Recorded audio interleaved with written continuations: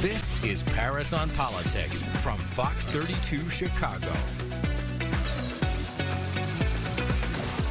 The condolences and condemnations came fast and furious from public officials to the murder of Yaron Lashinsky and Sarah Milgram outside the Israel Museum in Washington, D.C. The suspect, as you might know well by now, is a Chicago resident from Albany Park. President Trump posted, quote, "These horrible D.C. killings based obviously on anti-Semitism must end now.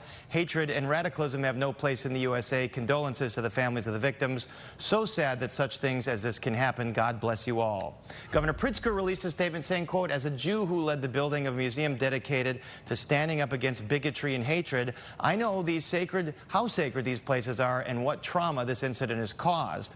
Whether it's gun violence or the rising tide of anti-Semitism, Americans of all backgrounds have an urgent obligation to stand for peace and reject bigotry in all its forms and in every way possible." Meanwhile, Mayor Johnson had this to say earlier. We are not a better, stronger, safer city if our Jewish community is continuously under attack. And so we condemn. So these are strong words from leaders of very different ideologies. Why does a culture of anti-Semitism still exist?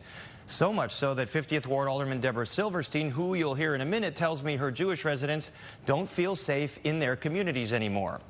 The truth is there is a virulent strain of anti-Semitism that runs in far-right and far-left ideologies. And many public officials, while publicly condemning these acts, sometimes associate themselves with groups or individuals on the extremes that espouse these views. And that is not to minimize the problem of hate crimes against Muslim Americans, African Americans, and other ethnic minorities. If the country is going to rid itself of hate, public officials have to do more than send out statements of unity and peace in the face of a tragedy.